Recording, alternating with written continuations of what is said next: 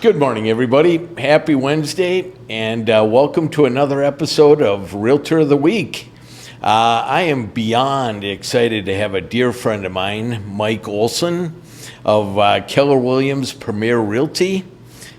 Nice to see you, my friend. Well, it's great to be here. It's been a while since we got to hang out, so Yes. this is fun. Well, and it's the beautiful thing about this is that obviously we're broadcasting to a number of different realtors here in Minnesota, and your plethora of knowledge is so helpful to so many. I mean, I was like 40 years in this industry. 41 if you count it for real. I'll be darned. 19 years old when I started. So. 19 years old. Yeah.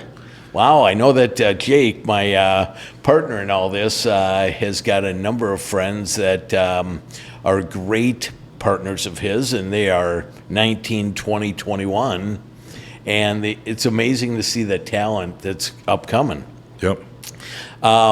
So, Mike, let's talk a little bit about how we met. I've been in the mortgage industry I stopped counting at 25, just put a 25 plus in it. But I escaped for a while and became an asset manager. For all you that may or may not know, that's people that manage the foreclosures before they get into the realtor's hands. We do BPOs, we try to determine the proper values, and then we assign them to a realtor.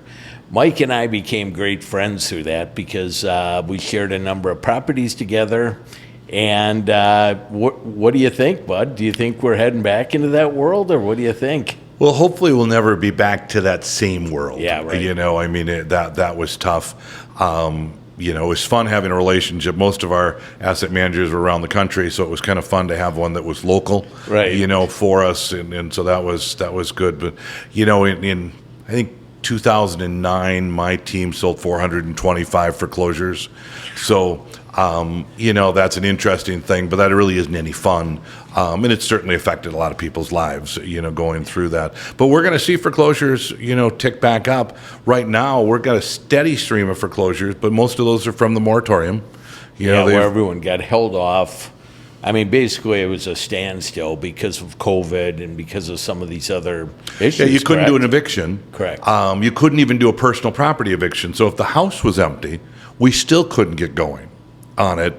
And so, you know, we certainly had a good backlog for a year and a half, 2 years, depending on the account. Certainly a lot of the government parts of this really were cautious.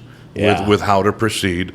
So we've got an awful lot. My file cabinet was filling up with files that we couldn't do anything, and so it's kind of fun to pull those out. We've also got a lot of bank clients that had turned things over to the rental division that are finally moving them back, you know, into the sales, you know, division.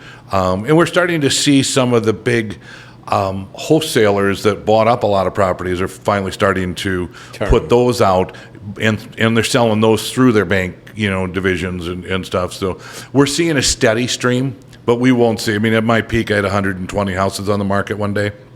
We hopefully don't see that again. No, and I don't. I mean, coming from the mortgage world, folks, we're doing stated income. What do you make? Almost 100% financing. So I think the mortgage industry as a whole was as much at fault, and maybe more at fault, than the clients themselves. I mean, I don't know if it was truly, I mean, some, yes, were the clients simply not wanting to pay. But, you know, we set people up to where if there was any problems whatsoever. Yeah, I mean, one of the fun programs I always think is the option arm. We give you 4 choices and you pick which one you're going to do. That really makes good sense when one of the choices was negative amortization. Yeah, right. And so therefore the cheapest payment, and they picked it. So they owed more the day after they made their payment every month, and a market that's turning down. You know, none of it made any sense. But I don't think we'll see that again. That explains a lot of the foreclosures that went through the inner city. Yeah, correct. Now, more and more, if there is a foreclosure, you know, it is job loss or things like that, more of a white-collar, suburban, true problem. You know, thing. So.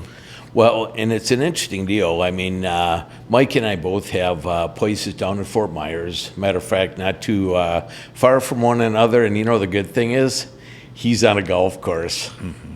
So And at the right time of year, the guest fees are affordable at my place. I like Don't that. do prime time, but Well, but what's cool about what Mike does down there is explain your rental end of things. Because I'm just, that's it's a talent because you have to hire the proper company to manage it. Correct? Yeah, so I've owned down in Florida now, for most of the last 20 years, I've had something down there. Historically, it's been a weekly rental building. And, our last one we just owned for 6 years and sold it for $600,000 more than we paid for it 6 years ago, cash. Yeah. So we were in love with where we were, but if somebody wants to pay you that much, good real estate says you should sell it. Right. And so we decided to change the tune. We're in a monthly rental place now in Fort Myers instead of being up by Clearwater on a golf course, kind of a high-end golf course. I get Colonial, right? Colonial Country Club. Perfect. I get to tell my wife all the time now we're members of the club. She's not really excited about that language structure, but I think it's cute. But a great golf course, but all the other amenities.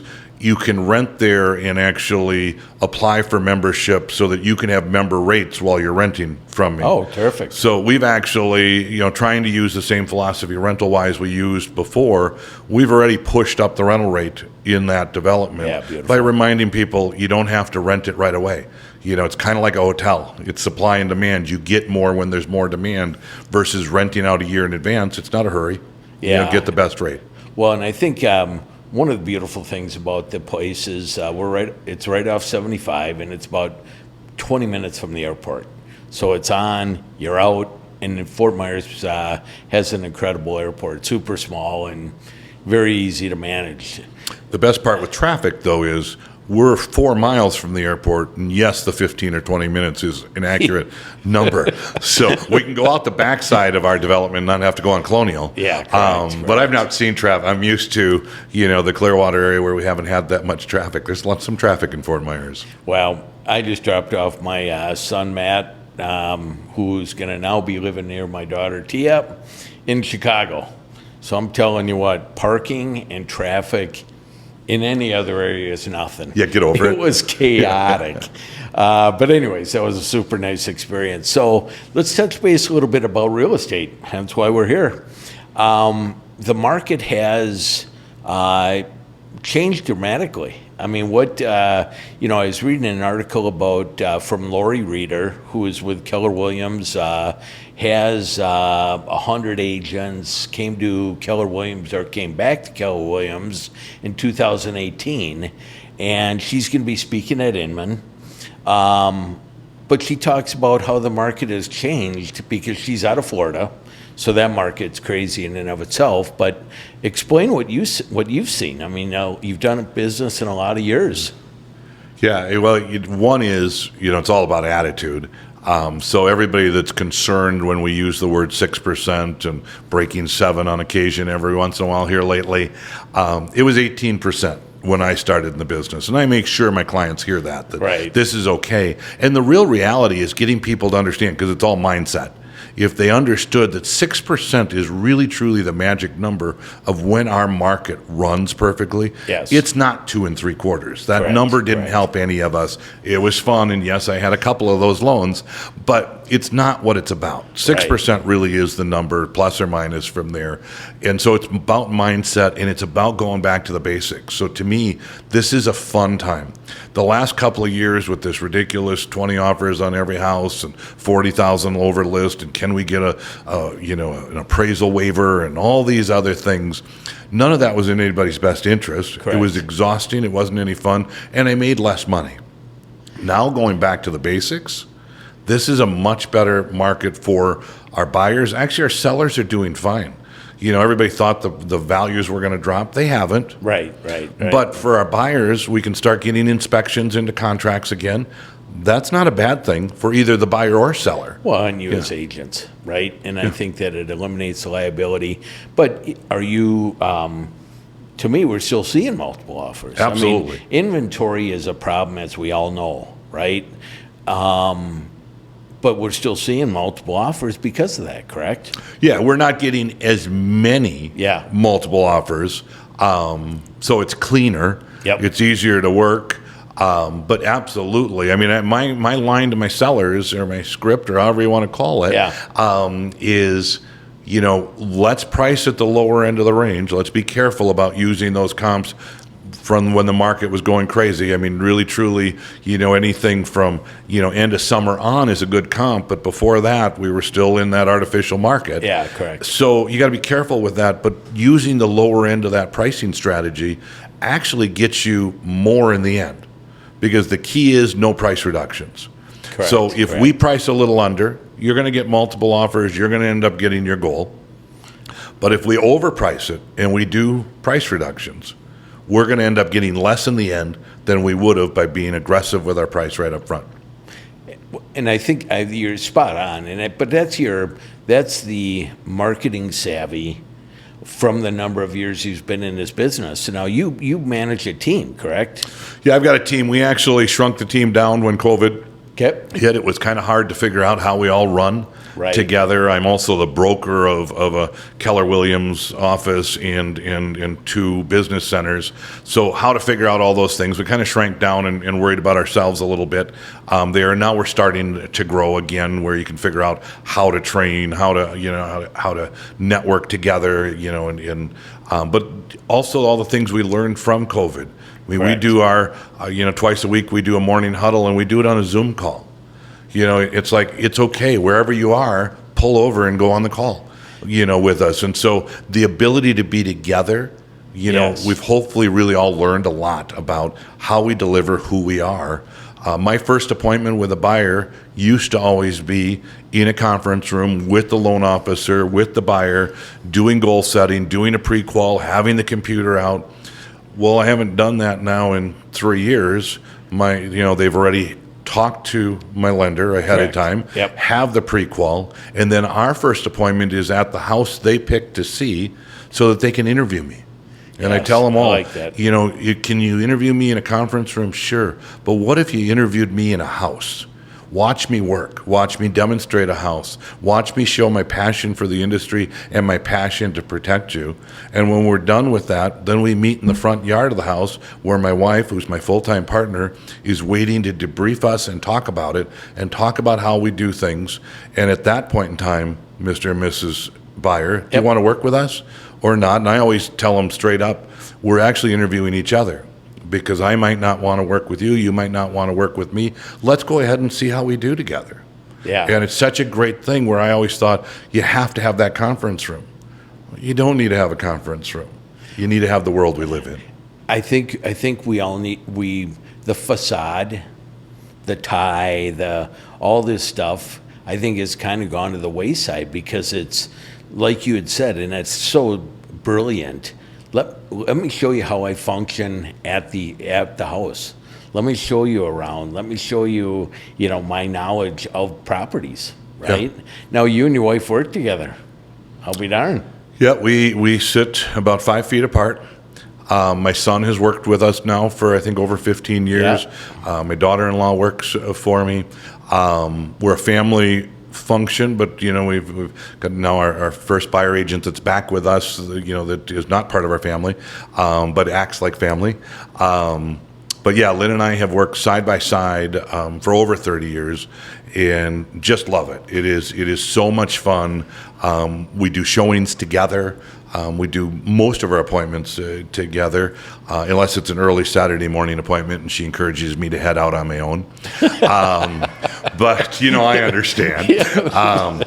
But what's fun is I always try to teach people that we all have talents. Yep. And I am good at what I do, but my wife has a talent that most men don't have. She can listen. And so when we're talking to a buyer or a seller, those finer points that you pick up in a conversation, she's hearing them all. And we always tell the buyer, you pick the first house we're going to look at. After that, Lynn will pick the houses and tell you what we're going to end up buying. But it's just an amazing, fun partnership that we have. And then to be able to share it with my son is a blast. It makes it easy when I slide. Now, I'm not away a lot. I go a couple weeks at a time, so my wife likes me to remind everybody I do not live in Florida. But the grandkids remind me I don't live in Florida too. Right. So Papa can't miss too many sporting events. Well, I think that, what you just talked about, to be able to work with your wife and your kids, and you both love one another, and that the goal is to have it be a win-win-win for everybody, speaks volumes about your character. Yeah, you know what it is? The fun part of what we do is when you wake up in the morning and you head out the door with a grin on your face. Yeah. I mean, it is. Go home with one, too. Yeah. Well, and luckily this career goes home with you, so luckily my wife already knows what we're going to talk about. But I really think that we're blessed to do what we do. Correct. For a living.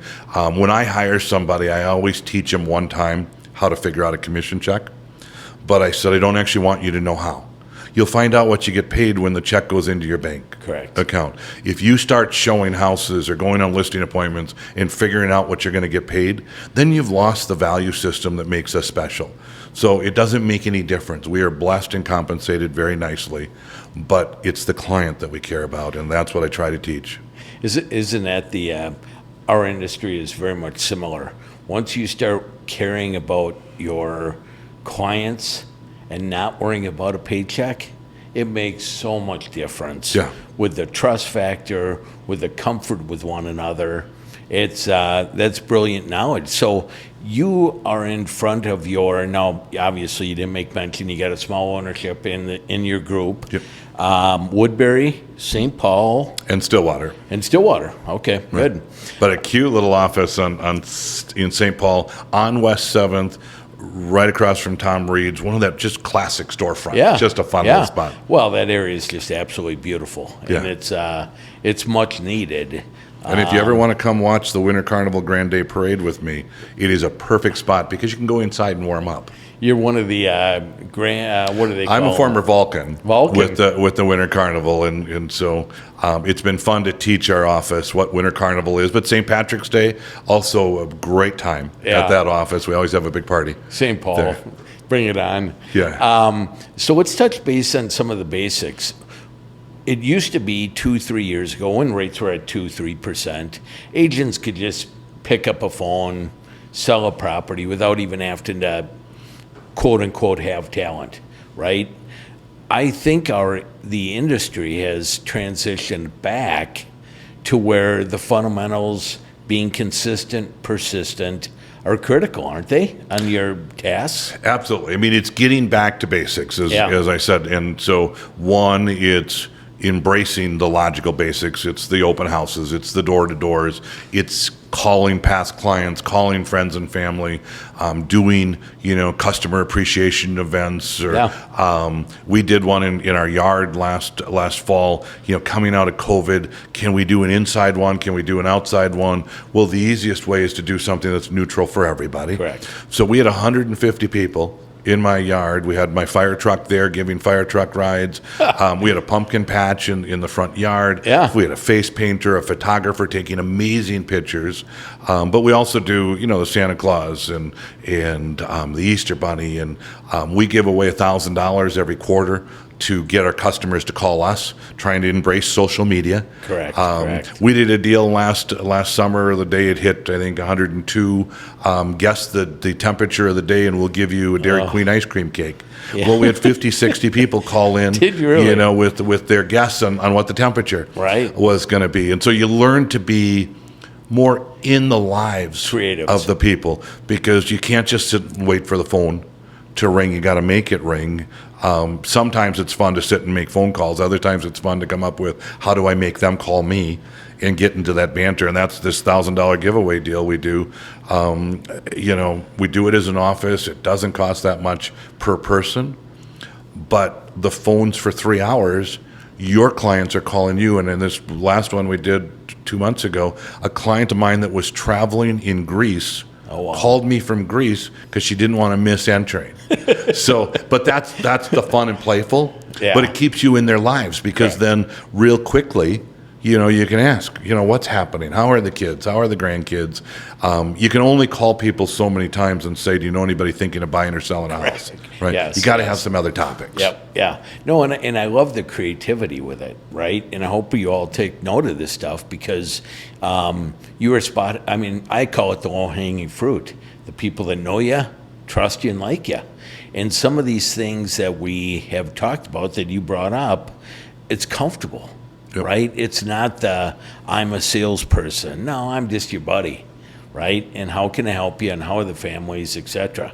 I invited a friend of mine that had never done any business with me, saw him all the time with Winter Carnival and stuff, but I invited him to a past customer event. Yeah. And he said, but Mike, you just said it's a past customer event. And I said, I know. But I've never quite understood why you and I have never done any real estate business. So I thought I should thank you in advance for being in my life and being a supporter I like that. of mine. So I'm just saying I'd love it if you'd come out. That event was at Mancini's, so not a bad spot to stop and have some Where was my appetizers. invite? What, Mancini's? How does that What? work out, right? But he actually showed up before the event started because he didn't want to tie me up at the event. Yeah. He had 3 leads for me to Wow. hand me when he got there, and simply because I just said, you're important to me. So I think we get hung up on what's a client event, right? Well, it is, who do I want to work with? Who should be in my top 10, my top 15, my top 20? And sometimes you have to tell them they're there. Yep. Right? Some just know, and they're great referral sources, and they're great supporters. Other times you have to tell people, you're my guy. No, and I think it's critical. I've got a dear realtor of mine that every time we talk, she says, "You mean a lot to me." Yeah. Man, that feels good, Yeah. right? And it's a cool reminder. But I think the other thing that it does, Mike, is it allows your personality, which is amazing, to shine. Right? You're not this quote unquote salesperson. You're just a common guy that loves people. Yeah, right. If I can't have fun with whatever we're doing, Yes. And so that's really how I've tried to reinvent the activities and stuff that I do. Is it fun? Can I have a kick with it? Is it playful? Is there a banter? And by the way, can I then get some business out of it? And it's even doing, the foreclosure work, that I still do a lot of. It's still, though, that banter with those asset managers. How we bantered and had fun, back in the day. Well, that's still what I do. And, when people say, well, how do you keep somebody, in a bank, as your client for 20 years? It's because they know my personality. They know we have fun. Yeah. I always, I had somebody tell me or ask me a question at a conference once, Mike, what's the difference between you and everybody else out there? And I said, the difference is I answer the phone. Mm-hmm. I don't hide behind anything that doesn't go to voicemail. Still, after 41 years, if the phone rings, I'm picking it up and talking. And you can, even if you need somebody else on my team, you're going to hear my voice.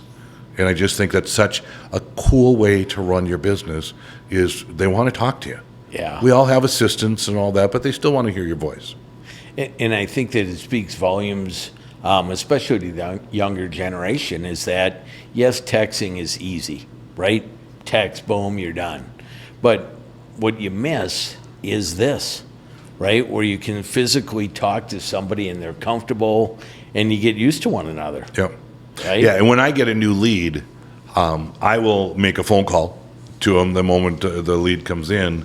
My wife will send out a text and an email packet all about us, the moment I'm done with the call, either to reaffirm what we just talked about or to say, I left you a voicemail. And you're always trying to figure out, and we say it there, and that's why I do all 3 methods, is we're looking to see what way you'd like to talk with us. Correct, yeah. But you still need to remember, even if they prefer text and email, you have to find reasons to be on the phone. They can't find your inflection, your passion from a text message. Correct, yeah. And, I think just the face-to-face or the voice-to-voice strengthens the partnership. It's convenient to text, we all do it. It's convenient to email, we all do it. But I think the trust and the comfort with one another, just in us talking here, I'm like, oh man, it's good. It feels good, and I applaud you for doing it. So what do you tell new agents? I mean, because you got people that got into this business maybe 2, 3, 4 years ago thinking it was easy. How do you guide them? To me, if you're just getting your license, Yep. my first thing I tell them is, while you're doing all your paperwork, while you're going through your coursework, start working on your sphere of influence, or as Gary Keller likes to call it, your data bank instead of base. Yeah, yeah, right? yeah. Because it's a Makes bank, sense. right? Yeah, There's right. money in Yep. there. But work on that. And then work on making sure you start telling people what you're doing. Work on creating a base. So instead of coming in and seeing how many leads you can buy, create a business that's sustainable. Yep. Make sure that you've prepared yourself for how long it's going to be before your first paycheck. Correct. Right? Even if you're really good, your first paycheck can't be until 4 or 5 months after you started, Right. because it just takes some days. It's just how it works. And so make sure you're ready, make sure you're prepared financially, and then make sure you tell the world what you're doing. One of the agents that just joined our team last fall, real involved with Winter Carnival with me, and she was so busy during Winter Carnival this year that she didn't come into the office for a week because her son was in junior royalty, and they're all involved. And I said, hey, that's okay. What I want you to do is, every single person that says to you, how's real estate going, you jot down their name so that later you can go find all their contact information or whatever. She added 200 people to her list in 1 week because she had done a great job of social media and everybody knew, but that didn't mean she had made sure she captured everybody. Correct. She handed out so many business cards. She's in her phone all day long, just a quick name. We don't have time to collect any more data than that. You can figure that out afterwards. Yep. But remembering that in the world we live in, everybody's wondering how you're doing. Well, then let's make sure we're following up with those people. Yeah. I used to have my phone beep at 7 o'clock every night. Who did I talk to today that should be added to my mailing list? There's somebody you said hi to. But you should be growing it and then following up on it and having fun with them. And that's why having these events that we do, finding different reasons to chat with people. But a great follow-up to somebody that you just ran into last month was great seeing you. We're doing something really fun next week, and we're giving away $1,000. I don't know, would $1,000 help? Yeah, right. Yeah. Right. Call me between 3 and 6 and register. I'd love to see if you couldn't be the winner. I kind of like the DQ ice cream cake, but Well, maybe that's just me. You know? And we've done a lot of video over it, and we end every one. And by the way, if you know anybody thinking of buying, selling, or investing in real estate, keep us in mind. The guy that won the ice cream cake, he posted a video saying thank you to us. And he said at the end of his video, and it was his whole family gathering around the cake, at the end of the video, he looks into his camera and he says, and by the way, if you know anybody thinking of buying, selling, or investing in real estate, call the Olsen Group. Well, is there a better, organic, ad than that? For $20-$30. Yeah. Actually, I was a little surprised. They're up to $35 for an ice cream cake. I thought, I didn't ask how much it cost before I did the idea. And, when we actually go there, it's like, oh, $20 doesn't get you an ice cream cake anymore. Well, see, hon, is my wife. I don't get cakes a lot, so it's all good, Yeah. So some of the closing notes, back to this article with Lori Ryder. She talks about the difference between good and great, gets down to the skills and knowledge, right? Yep. And she makes note of 6 different things. Showing up to meetings, right? You guys have your meetings, whether it's on Zoom or face-to-face. Practice your scripts. You got to practice your scripts because you don't know when you're going to be put on a spot. Go to conferences, read books, but most importantly, and I look at you as this person, find a great coach, find a mentor, find somebody that you can lean on. Like you had talked about when we said, you're not going to teach somebody how to do PA. You may show them one time how to go through it, but your talents are your coaching. Yeah, and everybody needs a coach. Yeah. And as a new agent, having part of your commission go to a coach is a good thing, not a bad thing. Yeah. It makes you successful. It is too expensive in this business to get in, to not go all in. Right. And the other thing when you're talking about training and all that, I've been following Jeff Glover a lot and going to his conferences. And one of the things he teaches, 4 conferences a year out of your marketplace where you actually focus. So I've been doing Jeff's twice a year and then finding a couple other reasons to go other places. It's great when there's great classes in town. Yeah. But we all know when you're in town, if there's another shiny object, that takes your attention away. Correct. But if you're sitting in Traverse City with me in 2 weeks, you're going to focus. Yeah. On it. And so remembering that investing in yourself, this is a career. Yes, and correct. we should call it that. And it's a professional deal. It's not a one-time paycheck, 1 deal a year, 2 deals a year. Right. It's a profession. Well, and I know you hang around just some top-notch people. I mean, we had Nick in last week from Pryor. Roseville, and I absolutely love the Duckworths. They are just, the pinnacle of professionalism and kindness and everything else. Mike, I truly appreciate you coming in, my friend. It's thank you very much for that. And congratulations on being a Realtor of the Week.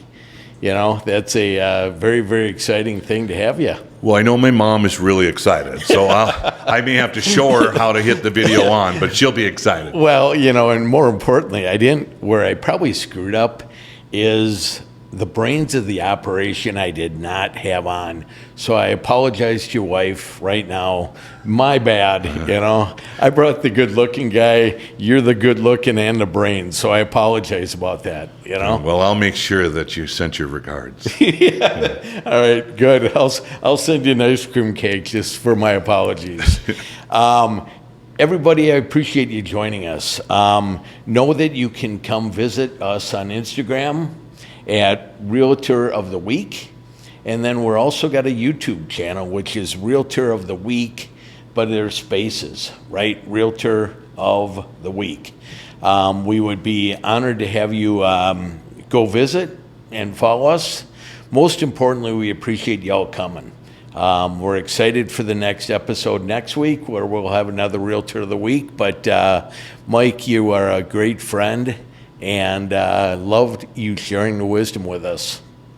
Well, I appreciate you having me. And so if I'm looking for a mortgage, I can call you? You've been known to get a few pre-approvals from me. So all right, yes, just checking to see how that works. By the way, 7, 8 o'clock at night, weekends, I work when you work, my friend. Awesome. So appreciate you. I appreciate you tremendously. Thank Awesome. you for your time. Thank you. All right.